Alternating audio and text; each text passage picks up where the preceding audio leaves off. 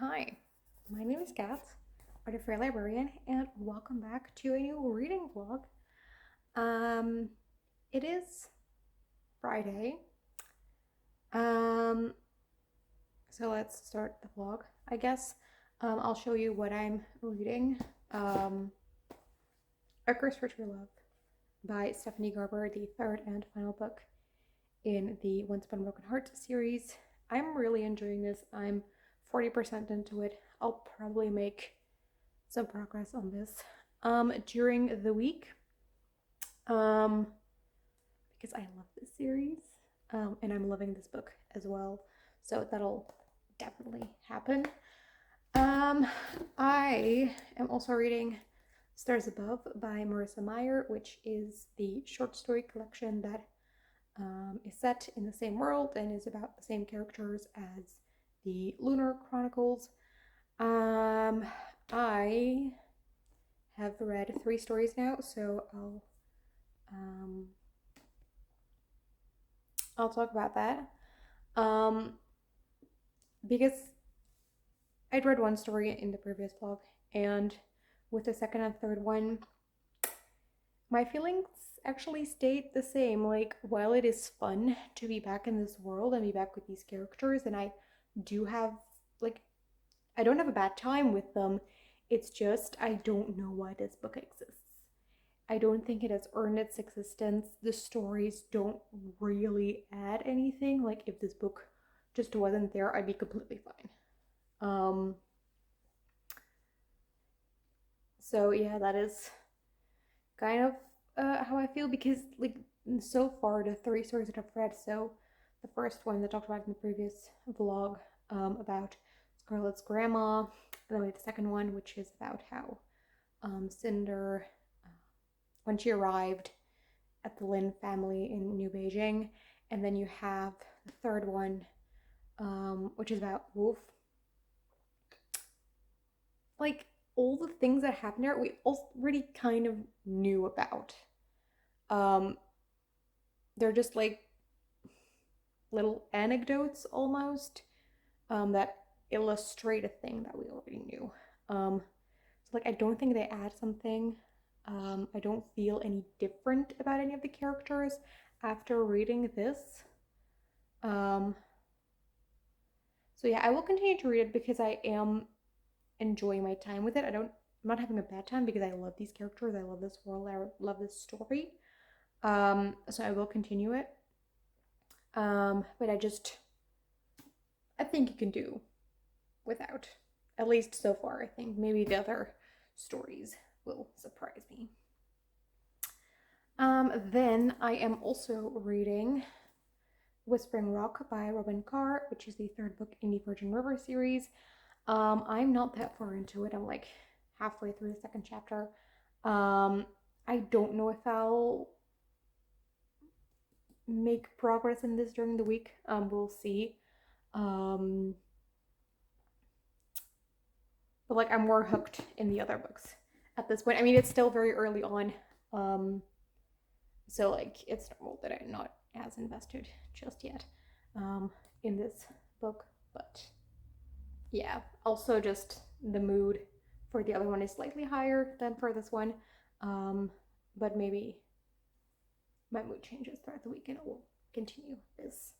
But what I would like to start soon, maybe today, maybe tomorrow, is The Bone-Shard Emperor by Andrea Stewart, the sequel to The Bone-Shard Daughter. I really loved the first book in this. I also read it very quickly then, so I think even though it is a little bit thick, I think I will get through it fairly quickly. And I'm really excited about this. So yeah, that is the start of the vlog. I will talk to you when I have another update. Bye. Hi, it's Monday. Time for an update. I got 80% of the way through A Curse for True Love. So I'm in the home stretch, but I wanted to update before finishing this. I am loving this. I'm flying through. I just love these characters. I love this world. There are, this one is multi POV. Like the other two books were, I think, entirely from Evangeline's perspective, but this one has a few other perspectives as well. And they're interesting. Like, we do find out some interesting stuff, and I can see why they're there, and they do add stuff, and I like that. But I like Evangeline's POV so much more than those, that every time like a chapter starts from any of their POVs, then I'm like, can we get back to Evangeline already?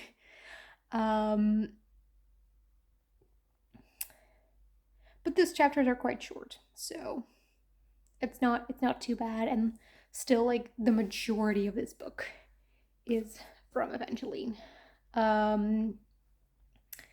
We're definitely building towards something, and I hope it's going to be great. I hope that the ending of this book is going to be good. Yeah, I'm really loving this. The like whimsy and fairy tale like elements are definitely present in this one. Like, not as much as the beginning, I felt, but now they're really, really part of the story, which I like. Is there anything else I have to say about this? I really want to continue reading this because I want to know how it ends, but I also don't want it to be over. So we'll see. I had made a prediction at the end of book one about how this series would end, and just based on what I heard other people say about this last book, I don't think that it wraps up that way. Like mostly because of what they're not saying. But we'll see. So yeah, I'm really liking it. There is one character in the series, and she's the unwed bride. So she's a fate. She's immortal. And the thing about her is she is doomed to always fall in love with people and get engaged with people, but then they leave her at the altar.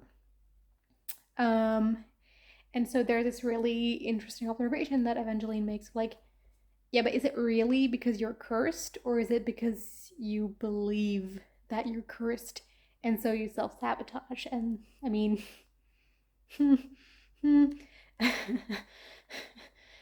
can't we all relate a little bit with that?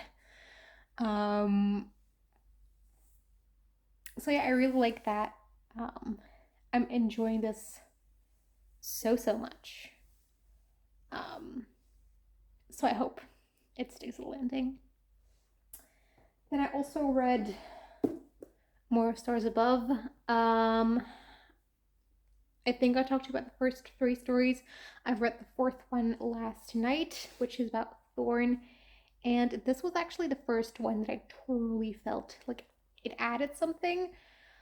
And it was like really interesting. It was about when he was in high school, like a thing that happened there. And I loved it. Also, maybe the reason why I liked the story a lot more than the first 3 was because the first 3 were about Cinder and Scarlet and Wolf. And no offense to those 3 characters, I do like them, but they just cannot compete with Thorn and Cress and Winter, who are like I just read a story about Thorn and Cress and Winter are coming. Um, so like that will definitely have something to do with it because I just love them so much. Um, but yeah, I really enjoyed the story. Um, yeah, I don't know, it was fun. Um, I was planning on starting the Bone Shard Emperor during the weekend, but I've been sick. And so I've been like, I don't know how people read so much when they're sick. Like, I can't focus. So, I didn't read during the weekend. A little bit of A Curse for True Love. Um, so yeah, I didn't start the Bone Shard Emperor. I'll probably start that one in the next vlog. Um, because I don't like I could start it today or tomorrow, but I'd rather just finish A Curse for True Love and then start it maybe on Thursday or something. Um. So yeah, that is the update. I'll talk to you later. Bye. I need to talk about an injustice in this world that needs to be addressed. So I'd say we start revolution because why is the story about Crest the shortest in this entire collection? Why? Because she's awesome. She deserves a long story. Why is her story the shortest?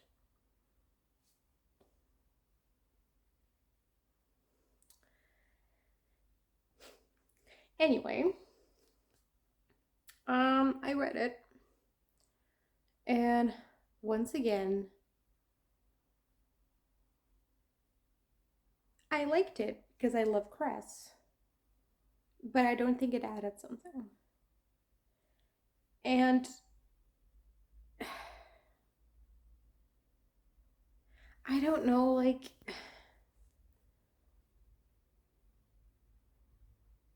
they, the moments that they pick in here to tell stories about,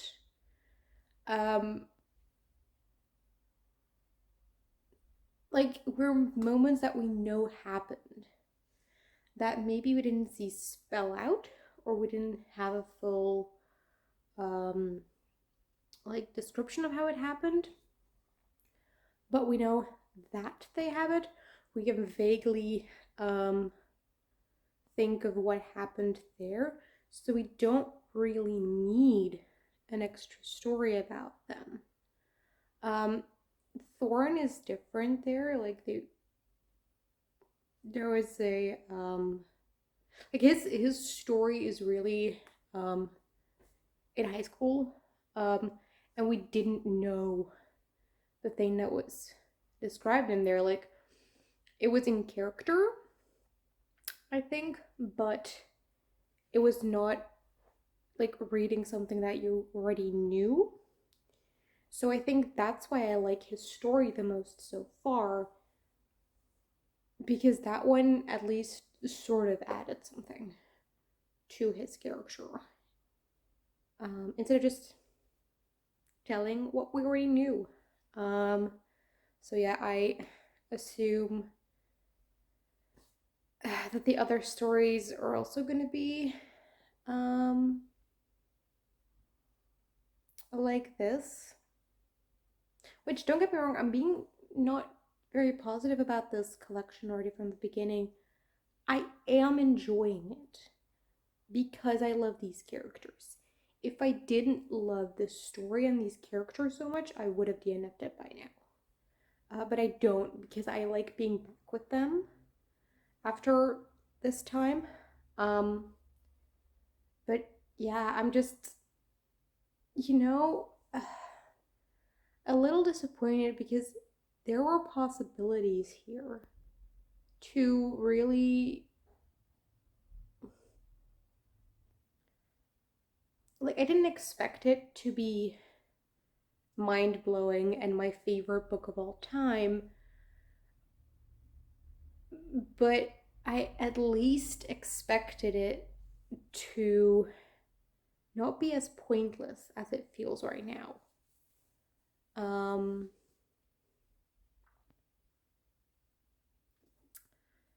so yeah, that's my thoughts about this. I have how many stories I have left? 4 stories left. I'll probably not update you after every story again. I'll just read to the end and then tell you what I thought. So yeah. I also finished A Curse for True Love. I was already telling you that I love this book. I love this world. Like the whimsy and the fairy tale-esque nature of everything. I really, really love it. The ending, um, I had seen uh Kirsten from Reading Nymph. She does also weekly reading vlogs, and she read it in the last one. And she said that she was a little disappointed in the ending. Um, so because of that, I was expecting a disappointing ending, which made the ending that I got really satisfying. Um, but if I wouldn't have expected to be disappointed, I think I would be. Um, so like it's a perfectly fine ending. There is nothing wrong with it, but it didn't blow me away either. I think is what I'm trying to get at. Um, I like that we got some explanation about where certain curses came from. That was really, really nice.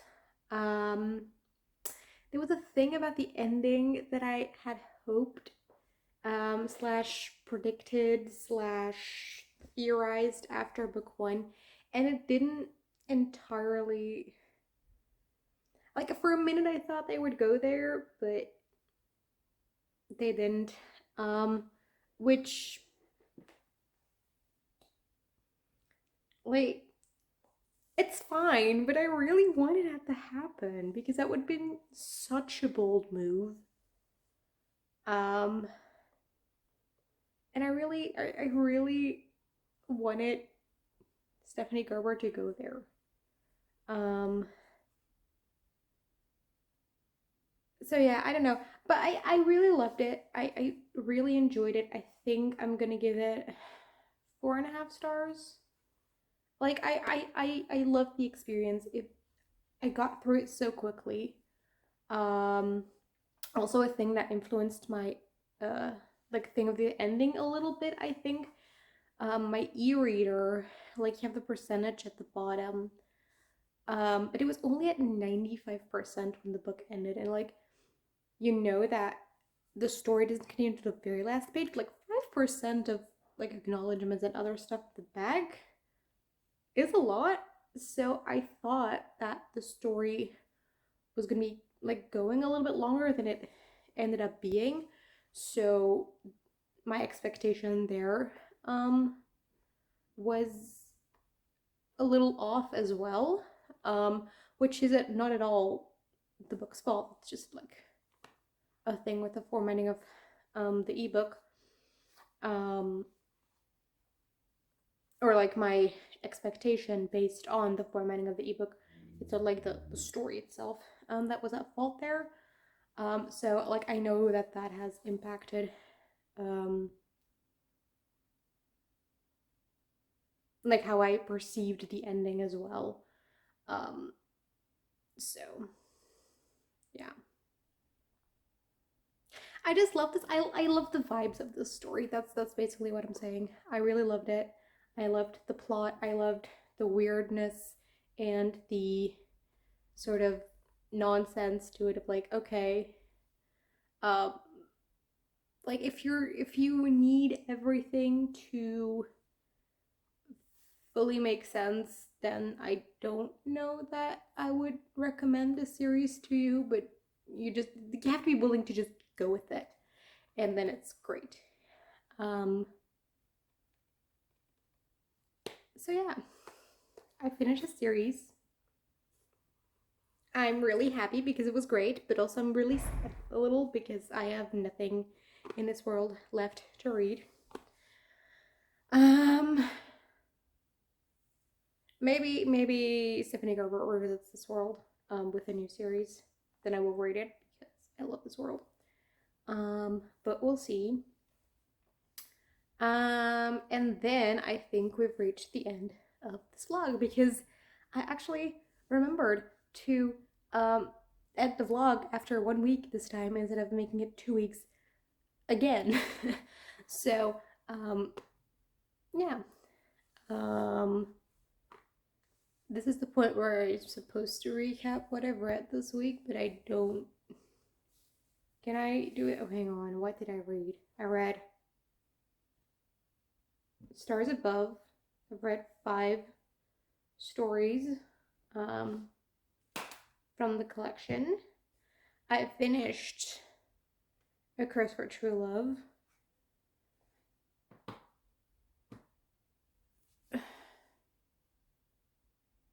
There is something else that I'm forgetting. What am I forgetting? Dictator? Was that this vlog? Maybe. Is it? I think that's all I read. I think. I'll have to rewatch the other clips to see what all I've read. But yeah, I hope you enjoyed. And I'll see you again in another video. Bye.